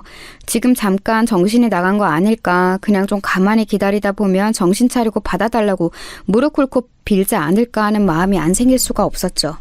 하지만 다시 생각해보면 대기업 들어가서 그렇게 사람이 확 달라지는 꼴을 보니 저 사람을 믿을 수가 없긴 했어요. 지금까지 저한테 보여줬던 모습 중에 진짜인 게 없을지도 모른다는 느낌까지도 들었으니까요. 남자들 다 똑같아. 여자 진짜 욕심나서 결혼하고 싶으면 얼마든지 임신 공격하고도 남지. 아, 진짜 더럽다. 너 그냥 걔 물렸다 치고 잊어버려. 내가 더 좋은 사람 소개시켜줄게. 단톡방 친구들은 하나같이 제가 더 아까웠다면서 위로를 해주었어요. 마음은 정말 고마웠지만 크게 위로는 되지 않았었죠. 누가 보아도 제가 스펙도 모자라고 못나서 차인 게 뻔했으니까요. 그 의사 친구는 의대 나와 의사 생활을 하면서 외모도 점점 더 예뻐졌거든요. 아무래도 돈 잘 벌고 자기 자신한테 투자도 많이 하고 다 하다 보니까요. 저는 남자친구 뒷바라지 하느라 저한테 돈을 잘 쓰지도 못했고 애초에 벌이도 좋지 못했으니 점점 더 차이가 나는 게 너무 당연했어요. 솔직히 진짜 비참하더라고요. 예쁜 의사 친구, 심지어 대학 시절 베프였던 애하고 결혼 약속했던 예비신랑하고 바람이 나다니. 심지어 그 의사 친구가 꼬신 것도 아니고 노골적으로 예비신랑이 아예 임신 공격을 한 게 분명해 보여서 더 화가 났어요. 게다가 학교 동기 단톡방에서 전부 다 이 사실을 알아버려서 제가 낯을 들 수가 없더라고요. 애초에 거기다가 말한 건 제가 하기는 했지만 정신이 좀 들고 나니 한편으로는 너무 부끄럽고요. 서로 겹치는 지인들도 많고 타과생들도 끼어있는 단톡방이어서 이야기가 어디까지 퍼져나갔을지 알 수가 없었어요. 저는 이제 아예 관심을 끊고 있으려고 했지만 그게 마음처럼 되나요? 게다가 단톡방 친구들은 제 눈치를 보면서도 걔네들 소식이 들려오면 계속 이야기를 해주었어요. 친구들 입장에서야 제가 관심이 있을 거라고 짐작해서 이야기를 해주는 거였고 사실 저도 그 나쁜 것들 사정이 어떻게 굴러가나 궁금은 했거든요. 그런데 그 의사 친구하고 전 남친하고 결혼 준비도 만만치 않은 모양이더라고요. 야, 그게 쉽겠냐? 딸 의사 만든 집안에서 기껏해야 대기업 따위 다니는 사위가 말이 되겠냐고. 하긴 의사 입장에선 그렇겠지? 병원 개원이라도 시켜줄 수 있으면 모르는데 그것도 아니잖아. 그 새끼 아주 예비 처가에 무릎 꿇고 빌려다니는 모양이더라. 그렇게까지 비참하게 굴면서 결혼해서 대체 뭐 하려고 저러나 몰라. 그 새끼는 그냥 결혼 자체가 목적일걸? 뭐든지 지 목표가 있으면 당연히 해야 한다고 생각하는 새끼라서. 그 새끼는 의사 마누라라는 일종의 트로피를 들어올리고 싶은 거였죠. 제가 그 인간 심리를 좀 알 것 같았거든요. 그리고 돈도 잘 버니 자기가 나중에 잘리더라도 괜찮을 거라는 계산도 있었을 거고요. 대기업 직원이라고는 하지만 의사하고 결혼하는 사람이 몇이나 있겠어요? 동료 직원들 사이에서도 어깨에 힘들어가서 뻐길 수 있겠죠. 중소기업 다니는 저 같은 신부감하고 비교나 되겠어요? 결국 들려오는 소문에 미혼적이던 의사 친구가 결국 부모님한테 같이 고개를 숙여서 결혼 허락을 받아냈다고 하더라고요. 그 친구 부모님이 거의 뒷목 잡고 넘어가셨다고는 하는데 뭐 어쩌겠어요. 딸을 그 모양으로 길러놓은 것을. 나름대로 베프였던 친구 예비신랑을 그런 식으로 훔쳐가 놓고서 자기는 다른 멋진 남자하고 결혼할 생각은 아니었겠죠. 솔직히 제가 그 친구한테 찾아가서 생난리를 칠까 고민한 적도 있었어요.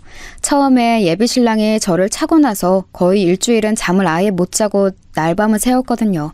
어떤 때는 예비신랑보다 의사친구가 더 밉고 머리채라도 잡고 시원하게 한번 흔들어버리면 마음이 좀 풀릴 것 같았는데 제 성격에 그게 될 수도 없었고 그랬다가 고소라도 당하면 제가 더 봉변을 당할 수도 있을 것 같아서 안 했어요. 임신했다는 걸 알고 나니까 만약 제가 찾아가서 난리를 쳤다가 잘못해서 유산이라도 했으면 정말 큰일이었겠구나 싶어서 차라리 안심은 되더라고요. 그리고 얼마 지나지 않아서 걔네들이 결혼식을 했다는 이야기가 들려왔어요. 속도 위반으로 결혼하는 거라 떳떳하지는 못했는지 그리 크지 않게 치렀다고 하더군요. 제 친구들은 사정을 알고 있으니 거의 가지 않았고 한 친구는 축의금 1,800원을 봉투에 담아내면서 잘해봐라 친구 예비신랑 뺏은 혼전 임신녀라고 쓴 메모를 넣고 왔다고 해요. 괜한 짓을 했다고 타박하긴 했지만 솔직히 속은 조금 시원하더군요. 적어도 그 축의금 열어보면서 잠깐이라도 약은 오를 거 아니에요?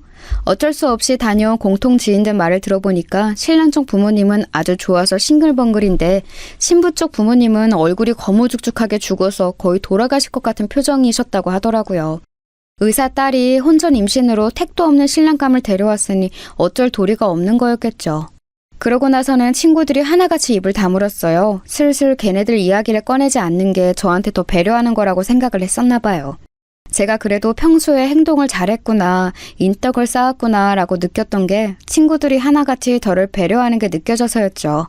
얼마나 고맙던지. 그리고 친구들이 다 같이 남자를 소개시켜준다면서 여기저기 연락을 해줘서 그중 고르고 골라 몇몇을 만나러 다녀오기도 했어요. 하지만 상처가 아직 너무 큰 상태라서 잘 되기는 쉽지 않았었죠. 그러다 몇 달이 지났는데 친구들 단톡방이 뭔가 술렁술렁 하더라고요. 저한테 말은 안 하는데 뭔가 분위기가 묘해요. 그때쯤 저는 예비신랑 일을 잊으려고 일에 몰두할 때라 정확하게 무슨 일인지는 알 수 없었죠. 그런데 한 친구가 저한테 해줄 말이 있다고 따로 만날 수 있냐고 하더라고요. 그래서 저는 그러자고 하고서 친구를 퇴근 후 저녁 때 만나서 카페로 갔어요. 너 모르지? 걔네 이야기. 걔네? 아, 설마 미선이? 모르지, 나야. 진짜 대박이야. 걔 애기 낳았거든? 생각해보니까 그때쯤 걔가 애기 낳을 때가 되긴 했더라고요. 근데 걔가 애기를 낳건 말건 제가 무슨 상관인가요? 어차피 저랑은 그 전 남친도 전 베프도 완전히 끝난 인연인걸요. 별로 그 이야기는 듣고 싶지 않았던 제가 그냥 말없이 고개를 끄덕이니까 그 친구가 주변을 둘러보고 조심스럽게 목소리를 낮춰서 말해주었어요. 근데 흑인 애가 나왔대. 진짜 미친 거 아니냐? 뭐? 저는 정말 그 순간 귀를 의심했었죠. 아니 분명히 전 남친하고 자서 임신해서 결혼한 거 아니었나? 근데 어떻게 흑인 애가 나오지? 싶었던 거예요. 너무 어이가 없어서 친구를 입을 벌리고 쳐다보고 있으려니 제가 못 믿는다고 생각했는지 친구가 다시 한번 말하더라고요. 진짜야. 그래서 병원 완전히 뒤집어졌었대. 네 전남친 애 낳는 동안 안절부절하면서 아주 난리 버거지였다는데 애 낳고 나서 흑인인 거 보고 거의 기절했다고 하더라. 흑인? 아니 그게 가능해? 그니까 내가 그랬지. 미선이 걔 남자 진짜 엄청 만나고 다닌다고. 영어 공부한답시고 어학원도 다녔는데 거기 선생이 흑인이었다더라. 다들 그 선생하고 한참 놀고 나서 네 전남친 꼬신 거 아니냐고 그랬어. 흑인 혼혈 나올 걸 알면서 그랬다고? 그랬겠니? 한 번에 한국인 흑인 가리지 않고 여러 만나다가 임신하니까 누군지 알 수는 없고 그래서 그냥 만만한 놈 하나 잡아서 결혼한 거겠지. 책임지게 만들려고. 네 전남친 다른 남자 애 나와도 별말 못하게 생기긴 했더라. 아하, 그제야 이해가 가더군요. 이 사람 저 사람 다 만나고 자고 다니다가 임신했는데 지우기도 애매한 시기라 그냥 적당한 인간 하나 잡아서 말 못하게 하려고 결혼했던 거였어요. 거기에 제 전 예비신랑이 걸린 거였고요. 솔직히 고소하더라고요. 제 전 예비신랑은 베프 남친하고 바람나는 여자가 정상적인 도덕관념일 걸 기대하고 사귀었을까요? 좀 웃기는 일이죠. 남의 일이라고 생각하고 있었지만 일이 이렇게 돌아가니까 관심을 안 가질 수가 없더군요. 저는 계속해서 공통 지인들과 친구들한테 이야기를 해달라고 해서 들었어요. 대체 얼마나 난리가 났나 궁금해서 살 수가 없었거든요. 흑인에 나오고 나서 전 남친은 뻣뻣하게 굳어서 꼼짝도 못하고 있었다고 하더군요. 애 인종에 대해서 어떤 이야기를 둘이 나눴는지는 몰라도 출산한 아내가 아직 병원에 있는데 그냥 집에서 다 짐 싸들고 나왔다는 이야기를 들었어요. 당연한 것 같으면서도 쪼잔해 보이기도 하고. 본인이 선택한 일이잖아요. 서로 도덕적인 기준이라고는 바닥인 것 같은데 그거 알면서 결혼한 거 아니었을까요? 그래놓고 다른 남자 아이라고 그렇게나 충격받은 것처럼 집까지 나올 일이람 하는 생각이 들더라고요. 어차피 저를 가장 비참한 방식으로 배신한 인간 일이었으니까요. 그러고서 이혼을 한 해 만에 그 의사 친구 직장에도 소문이 짜게 퍼져서 난리가 났다고 하더군요. 거기에 제 이야기까지 끼워져서 퍼졌다고 해요. 누가 봐도 엄청난 일이긴 하잖아요. 대학 시절부터의 오랜 베프 예비신랑하고 바람나서 결혼까지 했는데 혼전 임신이라고 해서 낳은 애가 흑인 아이. 어디 결혼과 전쟁 이런 프로그램에나 나올 법한 일 아닌가요? 전 남친은 이혼할 거라고 소리소리 지르고 난리를 떨고 다니고 있고 반대로 의사 친구는 뻔뻔하게 이왕 낳은 거 어쩔 거냐고 인종 다른 게 뭐가 그렇게 문제냐고 한다고 했어요. 너하고 만나기 전에 다른 남자 만났던 게 뭐가 그렇게 큰 문제냐고 도리어 적반하장격으로 나왔대요. 저는 그 이야기들을 들으면서 친구들하고 그들 뒷담으로 거의 날밤을 새우다시피 했어요. 저는 정말 전혀 몰랐던 일이었는데 그 의사 친구한테 저 말고도 남친 빼앗겼던 애들이 두세 정도 더 있더라고요. 물론 대학 시절 어릴 때 일이기는 했는데 그때부터도 그렇게나 양다리도 아니고 문어다리로 남자들을 그렇게 많이 꼬시고 다녔다면서 친구들이 결국 저렇게 될 줄 알았다고 고소해하더군요. 저도 이제 남일이라 그저 웃기만 했어요. 결과가 그 꼴이 난 걸 보니 복수하고 싶은 마음도 사라진 지 오래였고 그냥 쟤네들이 멀리서 지들끼리 싸우기만 하면 되겠다 싶었어요. 그런데 걔네들 이야기가 아주 꿀잼이라면서 친구들끼리 뒷담을 까고 난 후 한 달도 채 지나지 않았을 무렵이었어요. 제가 퇴근하는 길이었는데 회사에서 나와 지하철역으로 가려는 순간 앞에 어떤 남자가 불쑥 가로막더라고요. 전 너무 놀라서 소리를 지를 뻔했는데 그 남자가 얼른 손을 들면서 저한테 말했어요. 나야 자기야 놀라지 마. 너무 갑자기 왔지? 아니 어쩐 일이야? 그 남자를 다시 보니까 더욱이나 놀라웠어요. 바로 제 전남친이었거든요.